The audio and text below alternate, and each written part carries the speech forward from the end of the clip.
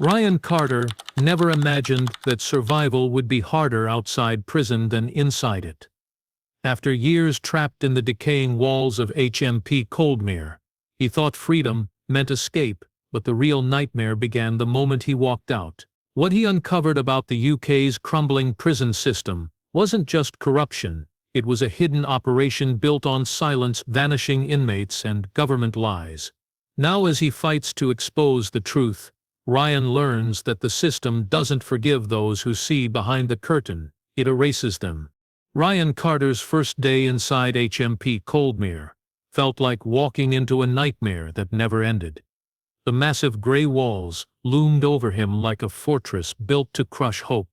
The air smelled of bleach, sweat, and damp concrete. Every sound echoed, metallic clanks, distant shouts, and the constant hum of flickering lights above. Ryan had heard stories about life behind bars, but none of them came close to the reality waiting for him inside this decaying prison. He had been sentenced to 8 years for armed robbery, a desperate act he regretted but couldn't undo. Still, nothing could have prepared him for what lay ahead. From the moment the steel doors slammed shut behind him, he realized he was not entering a correctional facility, he was entering a forgotten world. The corridors were narrow and dim, lined with flaking paint and rusted bars. The walls sweated moisture, and the floors were always slick from unseen leaks above. His cell was a box barely big enough for 2, yet 3 men were already living there. The mattress was so thin he could feel every spring underneath. Rats scurried along the corners at night, and the toilet in the corner offered no privacy or dignity. Ryan quickly learned that survival here wasn't about following rules. It was about adapting to a system that had long stopped caring. Guards walked past without looking inmates in the eye, their expressions cold and mechanical, as if they had been drained of empathy years ago. Meals arrived in plastic trays that looked like they'd been reused hundreds of times. The food was pale, tasteless, and often cold by the time it reached the cells. Many inmates traded their meals for cigarettes or painkillers. Ryan soon realized that everything in Coldmere had a price. Even a blanket could be a luxury if you knew the right person, or owed the wrong one. Nights were the worst. The silence was never complete. Somewhere down the corridor, someone always screamed, cried, or banged on the walls. The guards rarely responded unless it got violent. Ryan once saw a man collapse from exhaustion after shouting for help for hours. When the morning came, his body was gone, and no one dared to ask where he had been taken. It was as if the prison itself swallowed people whole. The other inmates told Ryan to keep his head down and avoid questions. Everyone seemed haunted by something. Some stared blankly at the walls, whispering to themselves. Others carried invisible rage, ready to explode at the smallest provocation. The overcrowding had turned the place into a pressure cooker, and violence simmered just beneath the surface. As days turned into weeks, Ryan began noticing strange patterns. Cells suddenly emptied, names crossed off the register, guards whispering in corners. It felt like there were rules no one spoke of, secrets buried deep beneath the concrete floors. Coldmere wasn't just a prison, it was a machine built to break men down, body and soul. Ryan realized that the real punishment wasn't the sentence, it was surviving in a place where humanity had been completely erased. He lay awake most nights, staring at the cracked ceiling, wondering how many before him had entered with hope and left in silence. The walls seemed to breathe, and the air felt heavy with fear. He knew that something was terribly wrong inside HMP Coldmere, but at that point, Ryan could never have guessed that the nightmare had only just begun. Weeks passed, and Ryan Carter began to notice that sickness had become part of daily life inside HMP Coldmere. It started slowly, a few men coughing in the corridors, some complaining of dizziness and fevers. The prison doctor called it a seasonal bug, but the symptoms didn't match the simple colds he described. Within days, entire cell blocks were filled with inmates too weak to stand. The air smelled of disinfectant, but it never masked the scent of sickness and decay. No one outside the prison walls seemed to care, and inside the guards just wanted to keep order, not save lives. Ryan's cellmate, an older man named Patrick, was one of the first to fall ill. His breathing grew shallow, his skin pale, and his strength faded until he could barely lift his head. Ryan pressed the emergency buzzer repeatedly, but it took hours for anyone to respond. When the guards finally arrived, they dragged Patrick away on a stretcher, muttering that he would be checked out. Ryan never saw him again. The next day, another man in the neighboring cell disappeared the same way, quietly removed in the night, leaving behind only a few personal items and unanswered questions. Rumors began to spread faster than the illness itself. Some said the water supply was contaminated. Others claimed the food was laced with something dangerous. A few inmates swore they had seen men in hazmat suits entering the old medical wing late at night. Whenever someone asked questions, they were threatened with solitary confinement or had their privileges stripped away. Fear became the only constant companion in Coldmere. The prison authorities tried to hide the growing crisis. Officially, no deaths were reported, even as more inmates vanished without explanation. The infirmary, once open for all, was now restricted. Guards escorted the sick there under heavy supervision, but none of them ever returned. One morning, Ryan overheard two officers whispering near the staircase. One mentioned containment while the other said, "They don't want the numbers getting out." That was when Ryan understood that what was happening inside Coldmere wasn't an accident. It was being covered up. To make matters worse, the overcrowding turned every infection into an outbreak. There was no space to isolate the sick. Men shared beds, food trays, and even the same air. The ventilation barely worked, and the dampness made breathing difficult. The noise of coughing echoed down every corridor like a grim reminder of who might be next. Some inmates began to lose their minds, convinced they were being poisoned or experimented on. Ryan tried to stay healthy, drinking only bottled water from the commissary and keeping to himself. But the tension was unbearable. He could see the fear in the eyes of everyone around him, even the guards. One night, the power went out for several hours. In the darkness, he heard the faint roll of trolley wheels and the metallic sound of doors opening one by one. By morning, 5 more cells were empty. The guards said nothing. It became clear that Coldmere wasn't just a prison. It was a place where men disappeared quietly without justice, without records, and without anyone asking why. The sickness was real, but it wasn't just a disease. It was a symptom of a system that had rotted from the inside out. Ryan began to suspect that whatever was killing inmates wasn't natural, and that someone somewhere wanted it that way. The weeks after the outbreak changed everything for Ryan Carter. The prison no longer felt like a place of punishment. It felt like a laboratory. One night, without warning, Ryan's name was called during roll check. 2 guards ordered him to follow. They took him through a series of locked gates, deeper into parts of the prison he had never seen before. The air grew colder, the lights dimmer, and the smell of cleaning chemicals stronger with every step. When they reached a basement corridor, he saw a sign above the door that read simply, "Medical Observation Unit." He had never heard of it before. Inside the room, several inmates sat in silence, each wearing hospital gowns instead of prison uniforms. Their eyes were hollow, their movements slow. A man in a white coat, clearly not a prison officer, watched them from behind a glass partition, jotting notes into a clipboard. Ryan's heart pounded. Something about the room felt wrong. The guards told him to sit and wait. No one spoke, no one moved. The atmosphere was suffocating. After an hour, one of the men in white approached and read out a list of names. Those chosen were told they were being offered early release in exchange for participating in a medical program. The promise of freedom made some men desperate. They agreed immediately, signing forms without reading them. Ryan, however, hesitated. His instincts screamed that something was off. When his name was called, he refused. The guard's expression hardened, and he was sent back to his cell without explanation. Over the following week, all the inmates who had accepted the offer were gone. No goodbyes, no transfer papers, no mention in the prison records. Their cells were cleaned out the same day, as if they had never existed. Ryan tried asking questions, but no one dared to answer. Even the guards seemed uneasy, avoiding eye contact whenever he mentioned the medical unit. Then came the whispers, rumors that those who volunteered weren't released but taken to undisclosed facilities. Some said they were used for drug trials or medical testing. Others claimed they were sold to private institutions for rehabilitation programs.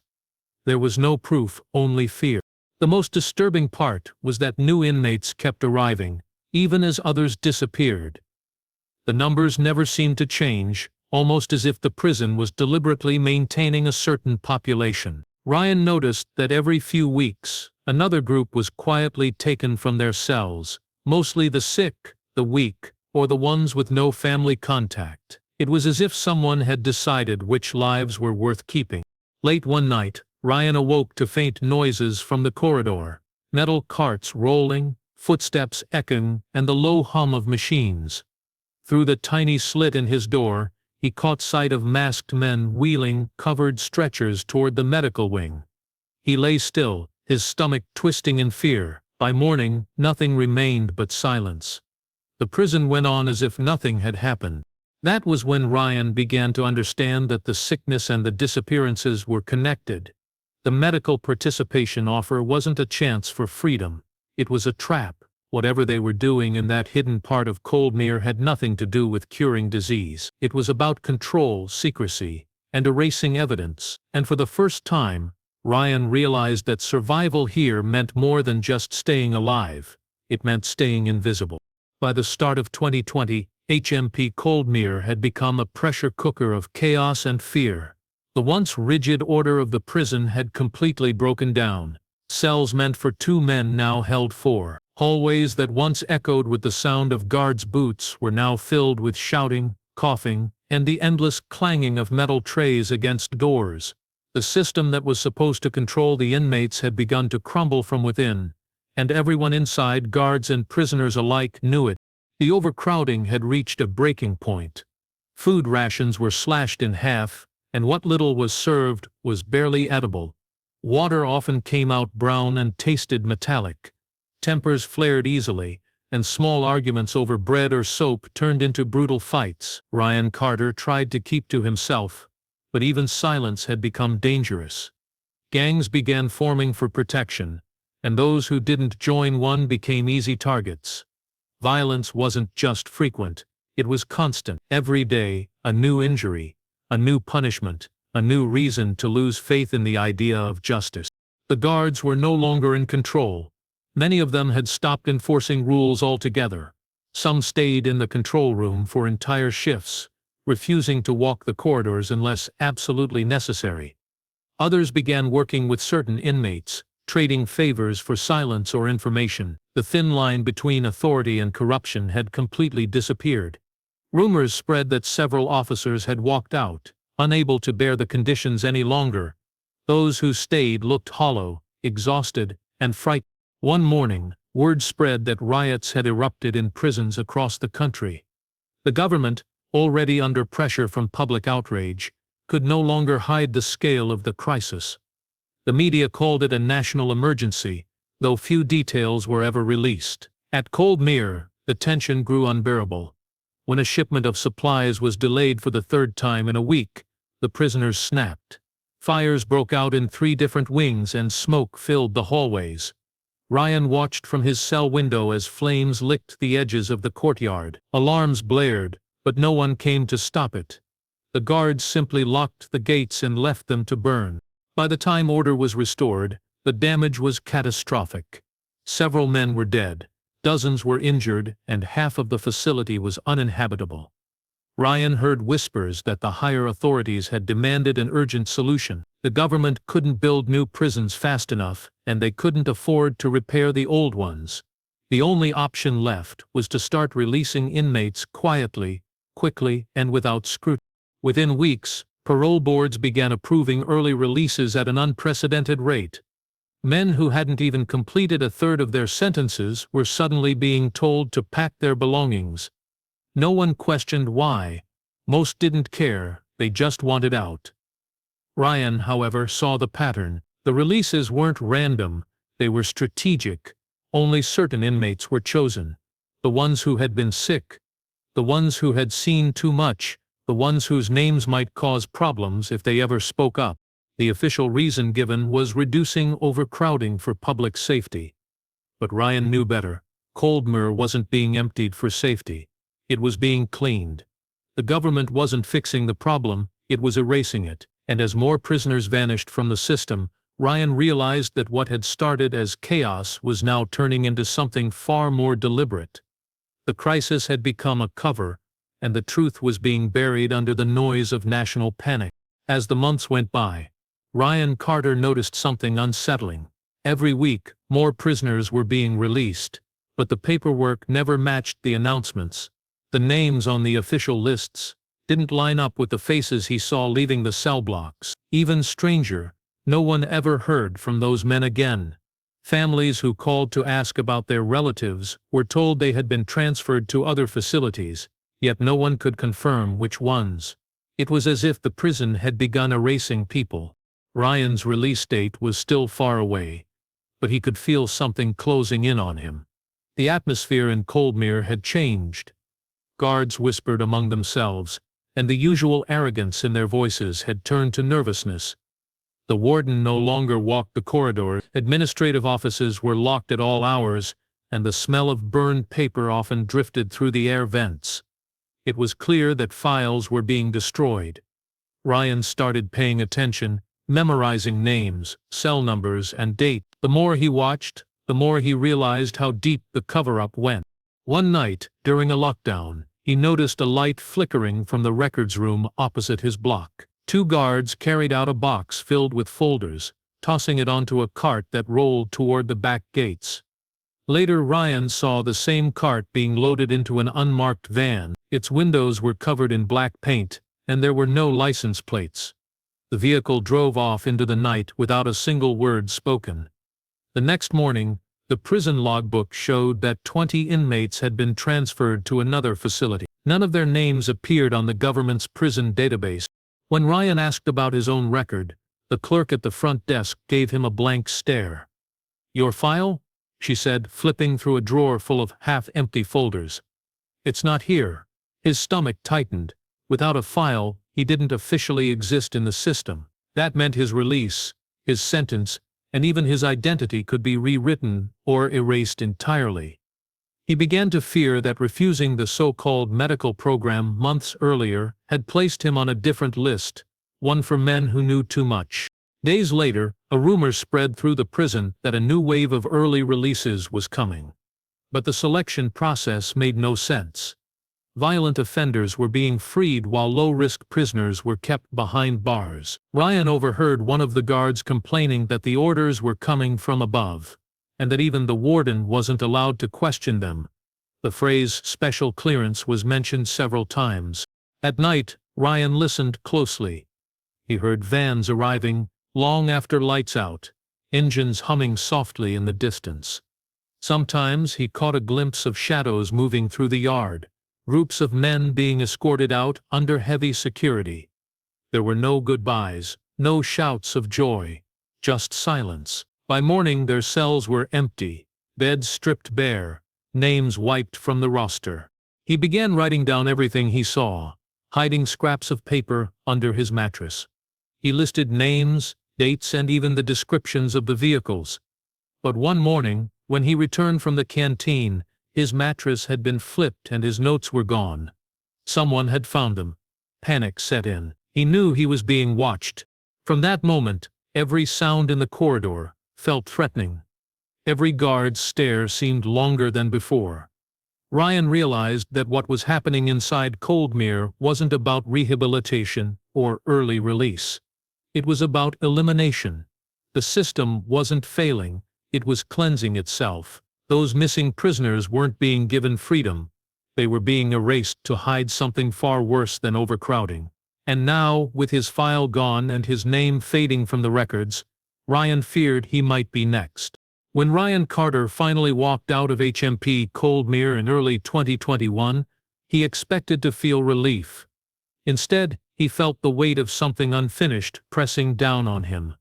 Freedom didn't feel real. The world outside was quieter, but his mind remained trapped behind those walls. He had spent 2 years watching people vanish without explanation, and the silence that followed him into the streets was more terrifying than the noise of prison life. His release papers were strange, stamped, unsigned, and missing basic information. It was as if someone had wanted him gone quickly without leaving a trace. Ryan moved into a rundown hostel in Manchester, surrounded by other ex-prisoners, who looked just as lost as he felt. It didn't take long before he began hearing familiar stories. One man claimed he had been released from another overcrowded facility, after being forced to participate in rehabilitation tests. Another swore he had seen medical staff taking blood samples and injecting inmates with unidentified substances. Each story sounded different, but the pattern was the same: sudden illness, disappearance, and silence. The more people Ryan spoke to, the more he realized that what had happened in Coldmere wasn't isolated. It was part of something much larger. He started meeting with other ex-prisoners in secret, gathering their stories and comparing details. They called themselves the Forgotten, an informal network of men who had survived the unexplainable. Over time, the group grew. They met in abandoned buildings and shared information smuggled from inside the prisons: letters, medical slips, and scraps of records.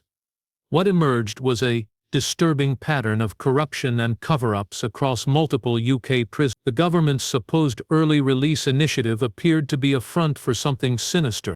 Ryan learned that private companies were deeply involved in managing prison healthcare and logistics. These companies had signed contracts that offered them bonuses for reducing inmate populations. But the reductions didn't come from rehabilitation or reform. They came from disappearance. Inmates deemed non-essential or high cost simply vanished from the records. Many had no families, no visitors, and no one outside to ask questions. It was an easy system to exploit, and the people running it knew that no one cared about the forgotten criminals of society. Driven by anger and guilt, Ryan began collecting evidence. He traced payment records from government departments to private prison operators, finding unexplained transactions labeled under health and safety services. He discovered that the same contractors had supplied the mysterious medical observation units inside multiple prisons. The same units where men like Patrick, his cellmate, had disappeared. Each clue pointed to the existence of an organized effort to hide the deaths and remove prisoners without official notice. The deeper Ryan went, the more dangerous it became. One member of his group, a former inmate named Marcus, was found dead in his flat only days after sharing files with Ryan. The police ruled it as an overdose, but Ryan knew better. Marcus hadn't used drugs in years. Another member vanished after agreeing to meet a journalist. The group was being hunted, silenced one by one. Despite the danger, Ryan couldn't stop. He began documenting everything digitally, uploading copies of his findings to hidden servers. He knew that if he disappeared, at least the truth would survive somewhere. Every night he looked over his shoulder, convinced he was being followed. Dark cars parked near his hostel for hours at a time. His emails went missing, and his phone often clicked with strange interference during calls. Ryan finally understood what Coldmere had been: not a failing prison, but a testing ground. The so-called release project wasn't about freedom, it was about disposal. The UK's prison system had turned into a marketplace of secrecy, trading lives for profit and control. And Ryan, once a forgotten inmate, had accidentally become the man trying to expose it. Ryan Carter knew he had crossed a line that could not be uncrossed. The deeper he dug into the truth behind the UK's prison system, the more enemies he seemed to make. His investigation had begun as a desperate attempt to make sense of what he'd seen inside HMP Coldmere. But now it had evolved into something far more dangerous. He had become a threat to people with power, people who would rather destroy him than allow the truth to surface. After months of gathering documents, Ryan contacted a journalist named Helen Morris, who worked for a small investigative outlet known for exposing corruption. She agreed to meet him in a cafe on the outskirts of London. Ryan brought a folder full of evidence: payment logs, prisoner records, and hidden photographs taken inside Coldmere. Helen listened in silence, her expression shifting from curiosity to shock. She promised him that the story would go public within weeks, but she warned him to be careful. Ryan didn't realize it at the time, but that meeting sealed his fate. 2 days later, Helen disappeared. Her phone went offline, her flat was cleared out, and her office claimed she had taken an unexpected leave of absence. Ryan knew it was a lie. She wouldn't have walked away without warning, especially after what she had learned. Panicked, he tried contacting her colleagues, but none of them returned his calls. He soon noticed a black SUV parked outside his building, always the same one, always in the same spot. When he walked to the shop, it followed. When he took the bus, it appeared behind him again. His paranoia grew by the day, but it wasn't just paranoia anymore, it was survival instinct. One night, he came home to find his door slightly open. Inside, his laptop was smashed, his papers scattered, and his hard drive missing. Whoever had broken in had been careful. Nothing else was stolen, and the police refused to investigate, claiming there was no sign of forced entry. Ryan understood the message clearly: stop digging, or you'll vanish like the rest.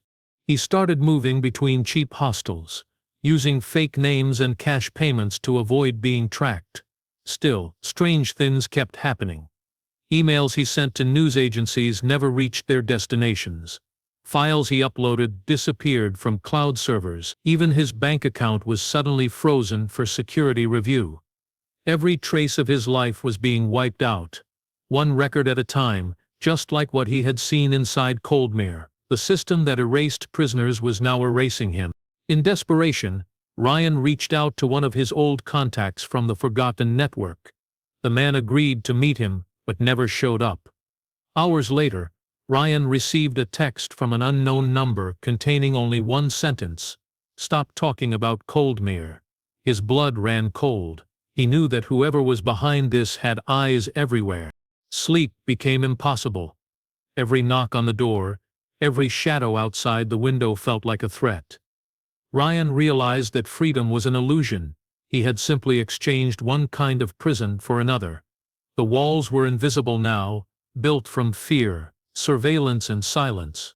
He began recording his story on an old camera he had hidden in his bag, speaking directly to whoever might find it if he disappeared. He detailed everything: the missing inmates, the fake releases, the corrupt contracts, and the journalist's disappearance. He didn't expect to survive long enough to see justice, but he wanted the truth to outlive him. As the days passed, Ryan felt his world closing in. He had uncovered the truth, but the truth had become his sentence.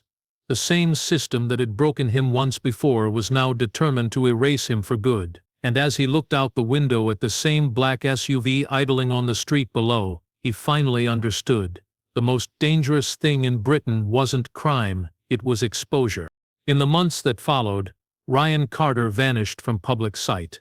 His name appeared briefly on social media forums, where people speculated about whistleblowers and government corruption, but there were no confirmed sightings. Some said he had fled the country, others claimed he had been taken into protective custody.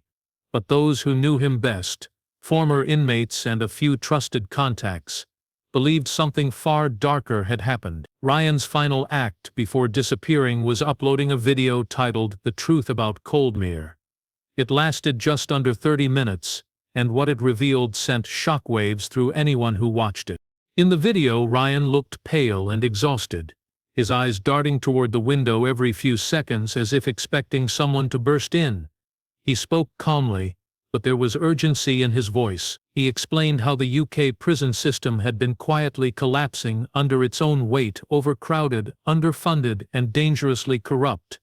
To fix the crisis without public outrage, he claimed, officials had turned to a horrifying solution: mass releases that were never real. Prisoners were being taken out under the guise of transfer or parole, but many never made it home. Their records were erased, their names deleted from the database, and their families left with unanswered questions. He presented documents and photos he had saved on encrypted drives, scanned medical files, transport schedules, and internal memos signed by private contractors. Some of the paperwork referred to non-returnable subjects and clearance transfers. There were lists of prisoner numbers marked as resolved, without signatures. The files detailed experiments disguised as health programs, where inmates were used to test unapproved medical treatments in exchange for reduced sentences. Ryan claimed hundreds of prisoners had died or vanished during these programs, and the government was paying corporations to keep the truth hidden. He ended the recording with a warning. "They are desperate to release prisoners," he said. "Not because of justice or reform, but because the system is falling apart. The prisons are graveyards with walls, and they will do anything to stop the world from seeing what's buried inside them." His voice trembled as he looked straight into the camera. "If you're watching this, I might already be gone. But remember, Coldmeres exist everywhere. They just go by different names." The video spread quickly across online forums and underground news sites. Within hours, it had been shared thousands of times, but by the next morning, it was gone.